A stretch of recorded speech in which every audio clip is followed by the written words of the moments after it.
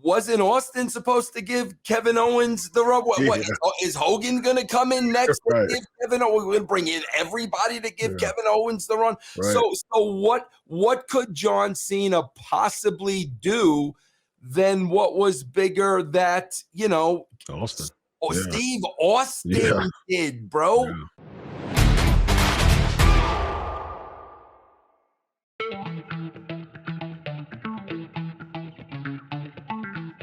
Hello, everybody. This is Dr. Chris Featherstone with Vince Russo. We are going the devil. Me. Such a pleasant world we live in. So many happy trees and healing.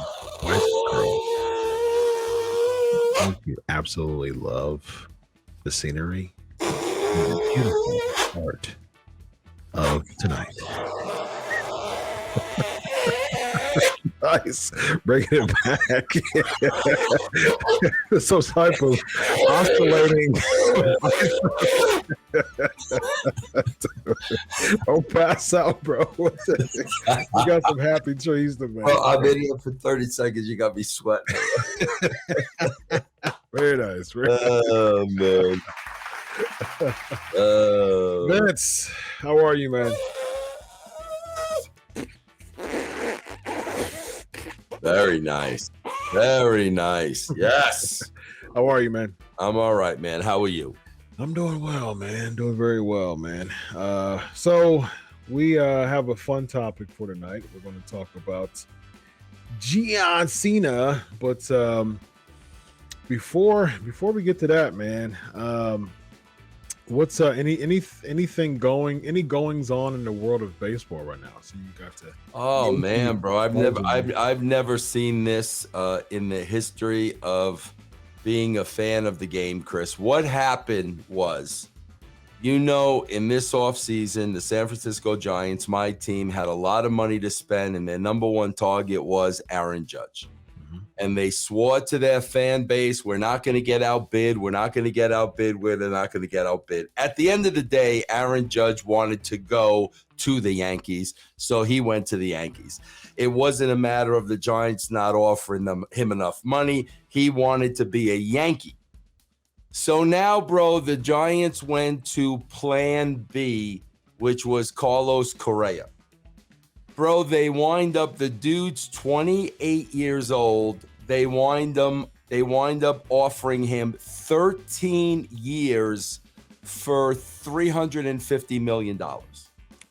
Now, bro, if the guy plays solid till he's 35, 36, okay, bro, that's still going to leave 6-7 years on the contract where he's the absolute drizzle and you know what. Yeah. So now, bro, what happened was there was supposed to be the big press conference at Oracle Park on Tuesday.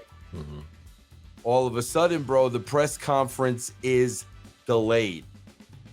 So I'm like, all right, bro, what's going on here? At about 3 o'clock in the morning, we get breaking news on the Major League Baseball Network that Carlos Correa has signed with the New York Mets. Oh. And what went down, bro, was the contract depended on, he had to pass the physical. Mm-hmm. Well, bro, here's what really happened. 13 years, $350 million. The Giant brass got cold feet. So they found an old ankle injury in the physical from 10 years ago. Whoa. When he was like a 19-year-old kid, bro, he hurt his ankle. Mm-hmm. So the Giants brought that up as a red flag, and his agent, Scott Boras, who is the best agent in the game, said, listen, we could you want to talk about renegotiating this contract? This injury is bogus. It's BS. Mm-hmm. You want to talk about reworking the contract, or we'll just go get another contract from another team. Mm-hmm. And that's exactly what happened, bro. So now the Giants are left out in the cold. They didn't get their big player. They're gonna have another lousy year. I've never seen anything like this in my life. Wow. When's the last time the Giants had a good year? Gosh, bro. Well, bro, 2 years ago, they won 107 games, but it was a fluke. Like how they did it, I have no idea. Really? Last year, they finished at 500, and that's pretty much where they're at, bro. They're a 500 team. Man, that's sad to see. Yeah. Speaking of 500, my Titans are 500 right now, and they are on the downward trajectory, losing 4 in a row. And the Jaguars are, they look like they want to come out the AFC South as the top team. So Trevor Lawrence is doing his thing in Jacksonville. So we shall see when it comes to that. So, well, let's talk about the topic at hand for tonight, and that is none other than. You know what? Let's talk about this. I already got an angle. I already got a fun angle to talk about this real quick before we get into the meat and potatoes of it. So Michael Cole calls John Cena the greatest of all time. Like he is like dead set on calling him and believing that John Cena is the greatest of all time. Heyman alludes to it as well. Where do you put John Cena among the greatest of all time? Are we talking just WWE? Sure. Let's talk just WWE. Top 5? Really? Yeah. Top 5. What makes other than his consistency? And of course, hard working, 16-time world champ. Yes, he has the resume, absolutely. But what about John Cena, in your opinion, made him the greatest of all, among the top 5 greatest WWE wrestlers of all time? I would just say longevity, bro. Longevity. Listen, man, having been in the business and having worked for that company, bro, you got to be a special animal for that kind of longevity, man. You just do. You have to be a special person to be able to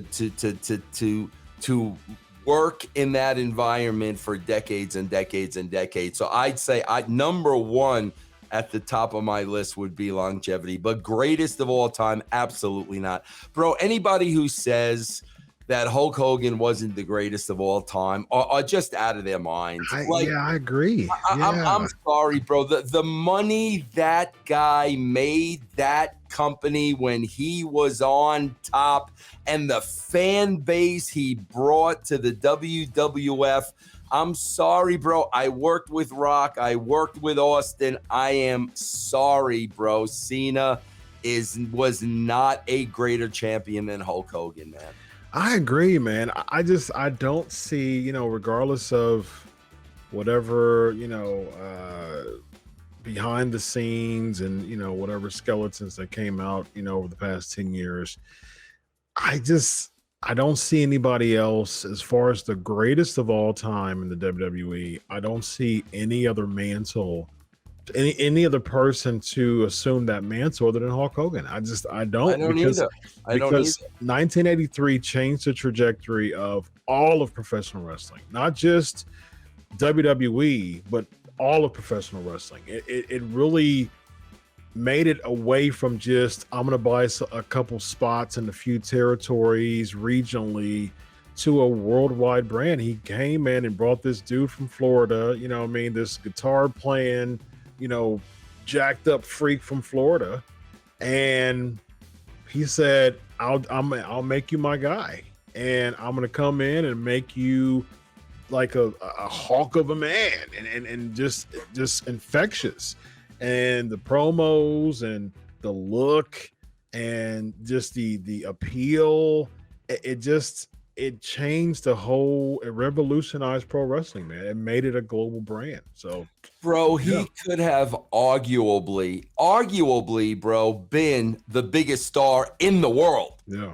Forget about wrestling. I'm talking entertainment, music, sports. He arguably could have been the biggest entertainer in the world, without a shadow of a doubt. Absolutely, bro. Man. He, his partnership with, it transcended past wrestling. And Austin, I would put Austin and Rock I would put the most successful person to come out of the WWE. I would give that to The Rock, because the WWE catapulted The Rock to be, for many years the best, highest grossing actor and things like that. So he transcended the business more than anybody did in the WWE. But as far as the pro wrestling influence on, crossover effect, Hogan hands down. I mean, because Austin, although he is in the top three to me, I think Hogan, Austin, Rock in that order, as far as the three greatest WWE of all time. But Austin was, he, as far as merch sales and just ratings, he was the person who really took that mantle of Hogan. And Brett was like in between them two, but he was still like within the business. Austin still was in the business for the most part. He didn't really transcend the business as much as Hogan did. So like The Rock and wrestling and things like that. Yes, Austin did movies and, he was in shows and things like that. But when you talk about just rock star feel to him, man, I don't see anybody over Hogan. I don't either. Yeah. And I will always say that, bro. I'm pretty confident in my in saying in my lifetime, whatever's left, nobody's gonna come around that's bigger than Hogan. Yeah, I don't see it. I was thinking about that, man. Looking at a Hogan documentary of recent. So what would you think if Triple H just bring in, some big buff guy from Florida, relative no name. I know that he was for Blassie and he had a little bit of time, beforehand. He wrestled in the AWA as well. But, he didn't have much time, before he became a star in WWF. What do you think if like Triple H brought in some just infectious baby face that transcends the business? Do you think that it can have that lightning in a bottle appeal like Hulk Hogan did, 30 Nah, bro. I think that was a once in a lifetime, bro. Really? I think it was right guy, right place, right time, right and I don't think you're ever going to get that again. It was an era thing too to me because right then it was pulling from regional to national. And you have it wasn't exposed enough, and Hogan gave it exposure. Right now, wrestling is overexposed, so it'd be really difficult to bring someone to get it that type of exposure. Now you're trying to garner people back in the fold when then it was such an appeal, a rock star. Like I said before, he was that rock star feel to it that people were essentially coming to concerts, to attend for a rock star feel. I don't see anyone who has the ability. Now, there might be someone out there maybe who comes in and brings some people in, but there's got to be right storytelling too with that. So yep, I agree, man, 100%. So Cena, he was on top, for almost 15 years, as far as longevity. There hasn't been anybody else on the top of the game for that long. So, I will give that to Cena as far as an main event guy. So he's supposed to be coming back, on the on an upcoming episode of SmackDown, teaming up against Kevin Owens, a rare, just random SmackDown cameo promo that he did. And that led to a tag team announcement with him and Owens against Sami Zayn and Roman Reigns. Now, Vince, I'm giving you the books, man. What do you see this match leading to? I hate this. Bro, do you know if he is he coming in to promote something? Does Cena got anything going on? Is there a new movie coming out? Like what? Like the timing of this and in a tag team match. They want a proper rating for the last SmackDown of the year. They probably want to do it. It's leading to eventually. What I see is that Triple H wants to brought in Cena to basically give Kevin Owens the rub. Because they want Kevin Owens to look like a big enough star to go against Reigns at Royal Rumble. That's what I see. So they want to. It's twofold. One, they want to give Owens the rub because they want to make him look big, and two, they want to pop a rating for the last SmackDown of the year. So, and it makes them look good for probably quarter numbers or something like that. You know what I mean? So, Well, again, bro, that's the thing, man. I'm thinking that this is a one and done. And if it's a one and done, what else is the guy going to do but come in and give Owens the rub and make Owens look good? I mean, my God, though, bro, it's ridiculous to me that we're even talking about this, because wasn't Austin supposed to give Kevin Owens the rub? What is Hogan going to come in next and give Kevin Owens? We're going to bring in everybody to give Kevin Owens the run. Right. So what could John Cena possibly do than what was bigger that, Austin. Steve Austin did, bro. Yeah. So to me, it's such a freaking waste. I swear, bro, I think it's an absolute waste for them to bring Cena in for this angle, because it means nothing. You don't bring a guy like this back for a tag match. Yeah. I mean, come on, bro. Like, I don't care how desperate you are for ratings. You don't bring a guy back like this for a tag match. Do you think that this could plant seeds, just in case The Rock is not, available for WrestleMania? Do you think that this can possibly plant seeds for Cena Reigns at Mania? Bro, I just can't see anybody caring about that, bro. We've been there. We've done that. You just can't keep going back to the well, man. So no, absolutely not. Bro, if they can't get The Rock for WrestleMania, they better start figuring out how we're going to make new stars again, man. Because you can't keep going back to these guys over, and it doesn't mean anything anymore, bro. Agreed. I mean, we talk about that ad nauseum. So say for instance, if you have, say you don't find out, Rock's basically giving you until you give a Rock until February or something like that to find out if he's available for Mania. He tells you in February he's not available for Mania. You've already got your Royal Rumble. Even say this. Let's even theorize this. Say you have until right before Royal Rumble, just so they can, schedule accordingly to see who the Royal Rumble winner is. Because there were rumors of The Rock entering the Royal Rumble, which I think is a horrible, horrible idea. He can literally come out and say, "I want a title match," and get one. Why use him for that? So say, for instance, he say, "Okay, I can't do Mania." So at that point in time, who do you say this is the person who's going to go against Reigns? So do you have Cody do it? I'm not sold on that though, man. I'm just, people, it just seems like people keep saying like, okay, Cody's going to be the guy who dethroned Reigns. Do you see the appeal there? Good luck with that, bro. Like that.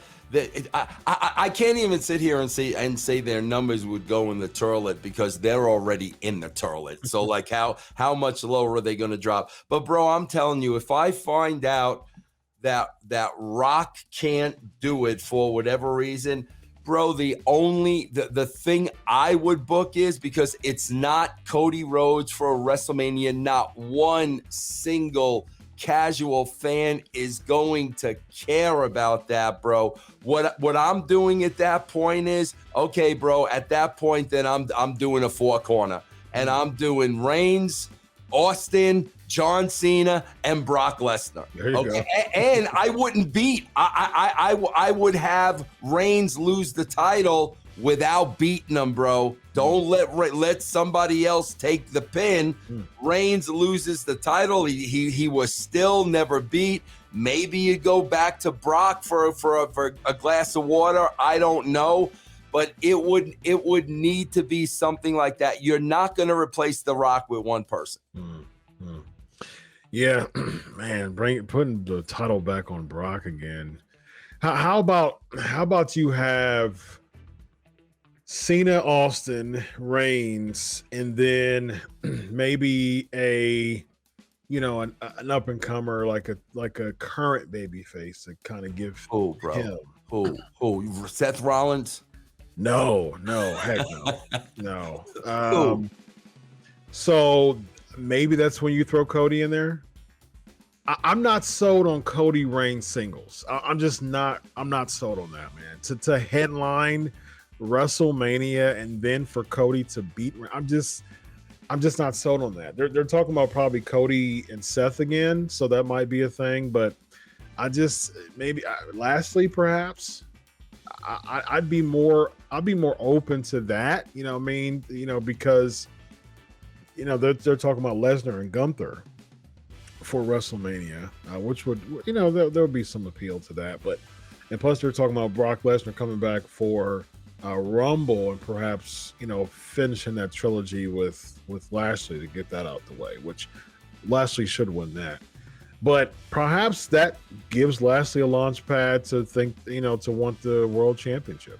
So I'd actually be okay with Lashley Reigns singles, honestly, if you know, as Lashley is a babyface, but they haven't really been booking him well as a babyface. He had some momentum, and then they're like, okay, well, let's just throw Rollins as a babyface for now, and there's no consistency there. It's just so it's so sad, Chris, because the path to WrestleMania should be crystal clear. I 100% agree. When you knew it was Savage's, when you knew it was Savage's time, that like the path is always crystal clear. When you knew it was Austin's time, like this is so bad. Yeah. The fact that this one big show of the year, for this one show, they couldn't have had all their ducks in a row to the point of they still don't know what they're doing. I agree with you 100% there, man. I've interviewed so many people, Hall of Famers, who would talk about how, like, at least the Survivor Series of the previous year, you know, they would have some things in order, at least penciled in, you know, barring injury, you know what I mean, or anything, you know, catastrophic or controversial that goes in between that 5 month span, 4.5 month span.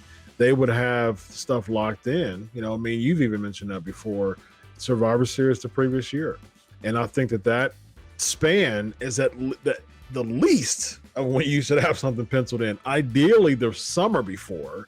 You know what I mean? Just to book around it, just in case something happens. But at least the previous Survivor Series, WWE's been struggling to get stuff. Like, I mean, look at this year. Like we didn't see Austin and, you know, Owens until like the week or two before. We didn't see Seth Rollins and Cody until the day of. You know what I mean? Like, it was last minute. And that's the thing, Chris. Like, you know, when I was doing it, when you know what that match is, bro, the fun is getting there. Correct. That's the fun, bro. Yeah. Like, okay, we know what it is. What is going to be the absolute most compelling story? That's the fun of it, bro. Man. Absolutely. Austin Rock, arguably the greatest WrestleMania of all time, was 17, man. And Austin Rock was pegged from months back, you know, even, you know, during your time, you know what I mean? Yep. When you had Austin Rock was 99 too, right? If I'm not mistaken, there was 15? They wrestled at 15 too, right? I think I don't even remember, bro. No, I think that was 99. I think that was your last year booking. Yeah. So where are you at with the Attitude Era right now? Where am I at? We're going into the Royal Rumble that I think we're going into the 98 Royal Rumble. Okay, got you. 98 Royal Rumble. Mike Tyson. We're going into Mike Tyson and all that stuff now. I thought Rock Austin was 15, if I'm not mistaken. Yeah. Let me just see real quick, just to verify. Yep. It was 15. Rock and Austin. Cool, man. Well, we shall see what they do with John Cena. Is it a one and done? Does it plant seeds for John Cena to possibly come back at WrestleMania? We shall see. Until then, ladies and gentlemen, enjoy your Christmas. Enjoy happy trees and lots of beautiful, beautiful, harmonious family time with your loved ones. And have a good night. On behalf of Vince Russo, I'm Dr. Chris.